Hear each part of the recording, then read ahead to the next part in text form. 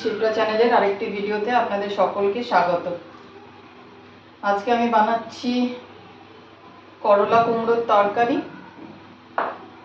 ইলিশ মাছ ভাপা বানাবো, আর কচুটা একটু ফ্রাই করে দেবো মশলা দিয়ে।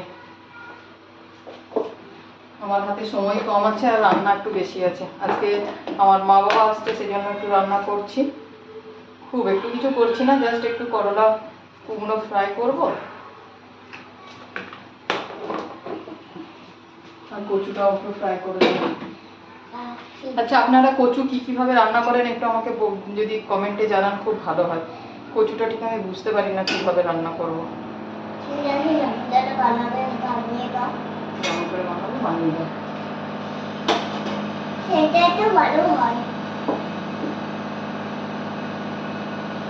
তেল দিলাম, তেলের মধ্যে কালো জিরে ফোড়ন দিয়েছি।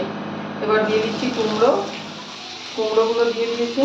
আর করলাগুলো না আমি একটু নুন জলে ভিজিয়ে রেখেছিলাম, তাহলে তেতোটা একটু চলে যায়, মাম খেতে পারে। একটু দিয়ে দিচ্ছি করলা। এর মধ্যে না যদি মাছের তেল থাকতো, মাছের তেল দিয়ে দিলেও কিন্তু খুব ভালো লাগে খেতে। কুমড়ো করলা মাছের তেল দিয়ে ভাজা।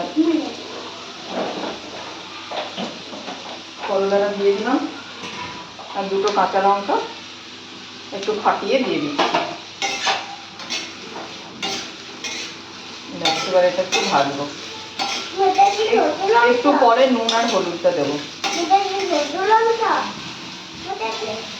ঢাকা দিয়ে ভাজবো এটা হোক। আমি ততক্ষণে কচুটা দেখে নিই হয়েছে কিনা।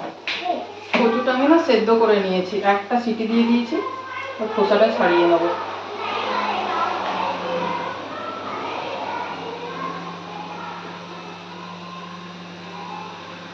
এখন এই কয়েকদিন আমার একটু ব্যস্ততার মধ্যে কাটবে, কারণ ঘর শিফটিং মানে বুঝতেই পারছেন তো কতটা ঝামেলা থাকে।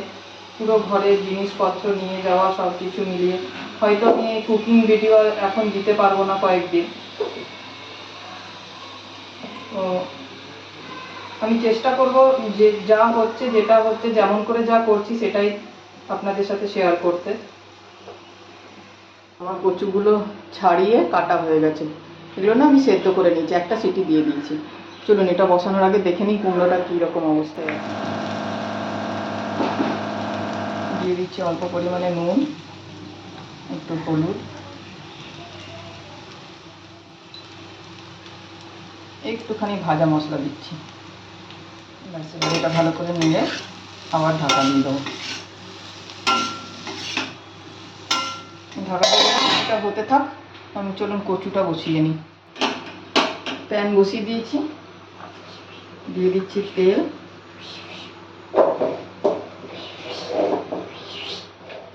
ফোড়নে দিচ্ছি 2-4 দানা মেথি,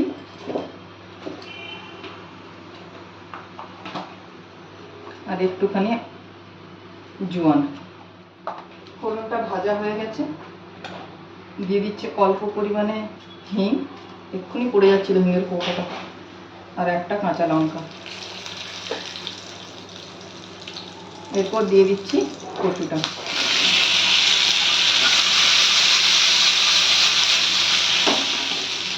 দিয়ে দেবো নুন আন্দাজ মতো আর হলুদ।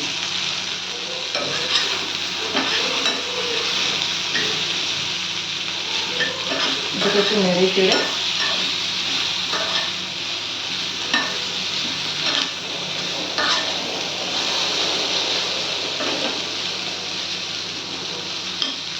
ঢাকা দিয়ে দেবো। কুমড়ো করলাটা আমার হয়ে গেছে। এর মধ্যে দিয়ে দিচ্ছি একটু আমচুর পাউডার,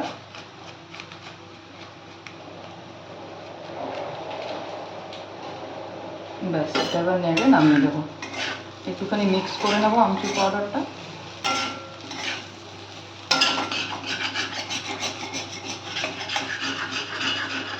দেখুন জল ছাড়াই আমার কিন্তু কুমড়ো করলার তরকারিটা হয়ে গেছে।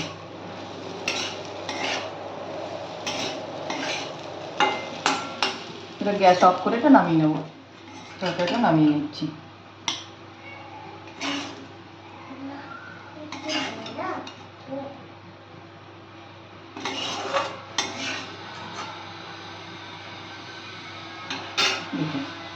করলা কুমড়োর তরকারি রেডি।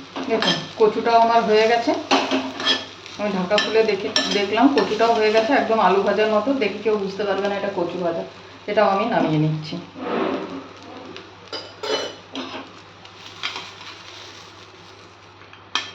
এই যে কচু ভাজা রেডি।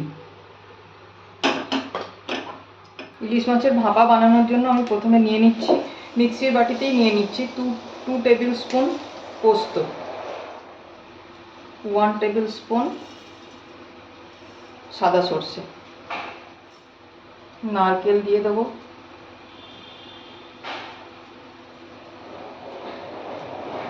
1.5 টেবিল স্পুন নারকেল গুঁড়ো দিলাম। এগুলো সব ড্রাই আছে, ড্রাই আমি প্রথমে গুঁড়ো করে নেবো, তারপরে এর মধ্যে দই দিয়ে আমি পেস্ট করব। দেখুন মশলাটা গুঁড়ো হয়ে গেছে, আমি ড্রাই একটু গুঁড়ো করে নিয়েছি, নাহলে পোস্তটা ঠিক পেস্ট হয় না ভালো করে। এরপর দিয়ে দিচ্ছি এর মধ্যে 1 টেবিল স্পুনের মতো টক দই,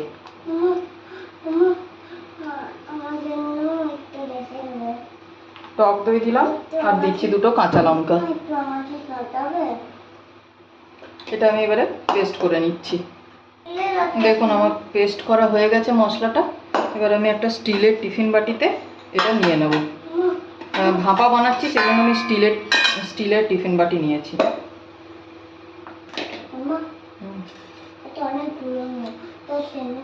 না ওটা খাবে না, ওটা ফেলে দেবো। পুরো মশলাটা আমি এটার মধ্যে নিয়ে নিচ্ছি। দিয়ে দিচ্ছি একটু লাল লঙ্কার গুঁড়ো, স্বাদ মতো লবণ।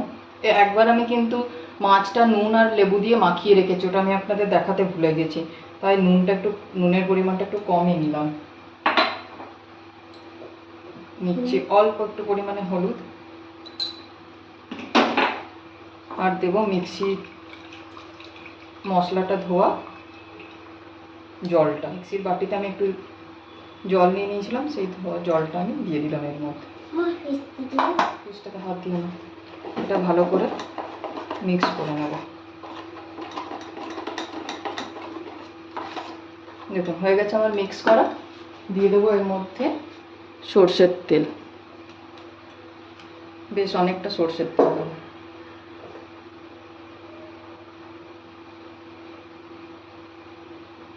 ব্যাস আবারও ভালো করে মিক্স করে নিলাম। এবারে আমি মাছগুলো দিয়ে দেবো।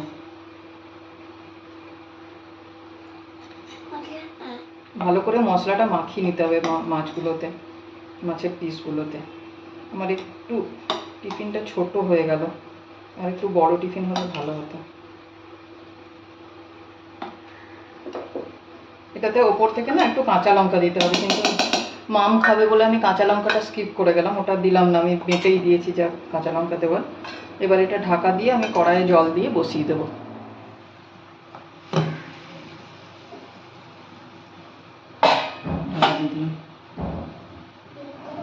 ঢাকা দিয়ে দিলাম 15 মিনিটের জন্য। আমি 15 মিনিট খুলবো না, 15 মিনিট পর খুলে আপনাদেরকে দেখাচ্ছি। হয়ে গেছে আমার ফিশ ইলিশ ভাপা, এই দেখুন একদম রেডি। চলুন এবার ভাতটা বেড়ে নিই। আপনাদের যদি আমার ভিডিও ভালো লেগে থাকে, আমার রান্না ভালো লেগে থাকে, তাহলে অবশ্যই আমার চ্যানেলটা সাবস্ক্রাইব করবেন। আমার ভিডিওগুলো লাইক, শেয়ার, কমেন্ট করতে একদম ভুলবেন না। আজকের ভিডিও এই পর্যন্তই, দেখা হবে পরের আরেকটি ভিডিওতে। আপনাদের অনেক অনেক ধন্যবাদ।